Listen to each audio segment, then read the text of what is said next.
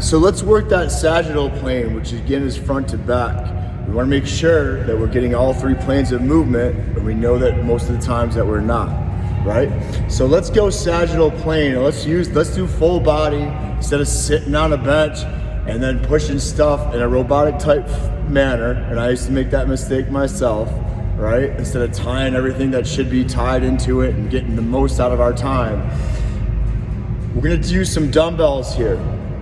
Now the first thing I want to see all these guys that know technique and all that stuff are gonna say, why are you reaching behind your back, right? Well, actually look at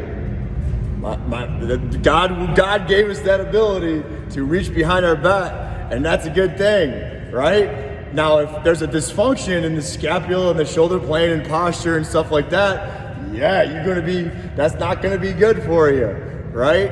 We got posterior and anterior reaches, right? And most of the times we're definitely neglecting this one. And again, if we have that imbalance, if we're constantly doing incline, incline, incline, anterior, anterior, anterior, instead of the yin and the yang, the balance, the posterior, because if you work one more than the other, you're gonna have problems, right?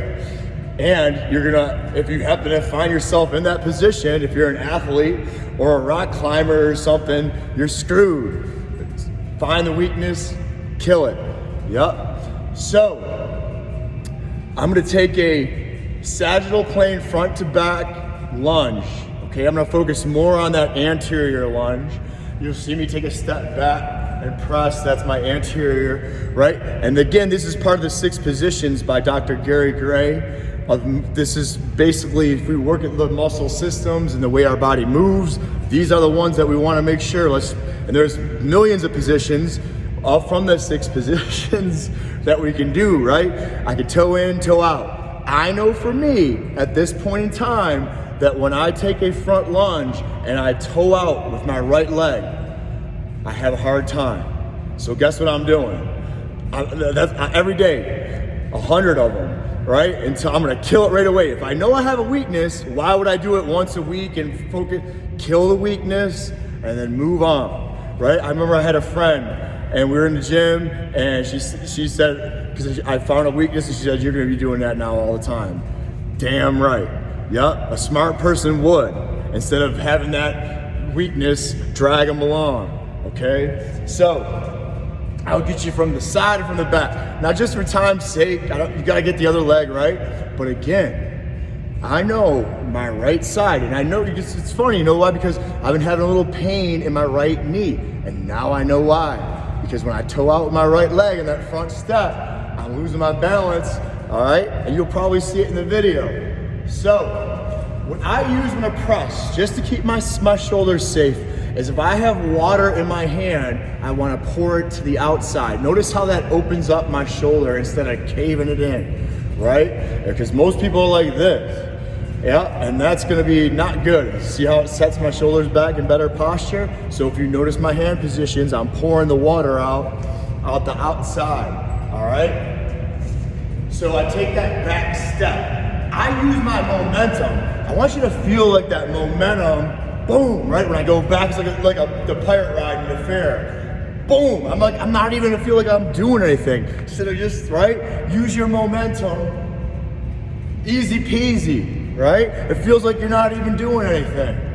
Let's use gravity and momentum to our advantage, okay? So, I take that front step. Now, if I walk a tightrope, right, that's harder to balance. If I go wider with my legs, tightrope, wider. I take that toe out step. I'm going down, right? If we want to make it harder, we go faster, farther.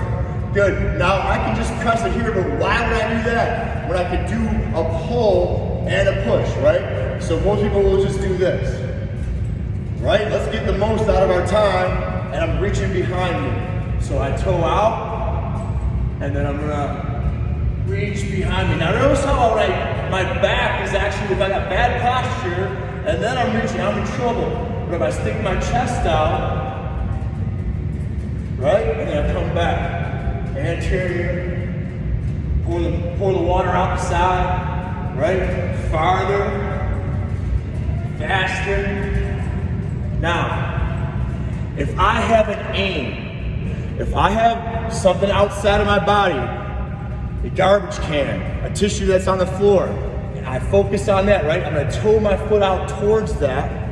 I got something on the ceiling, a light, boom, right? If I have an aim of which I want to take my movement to, you're gonna be more productive, more efficient, all right? And with that being said, much love, y'all.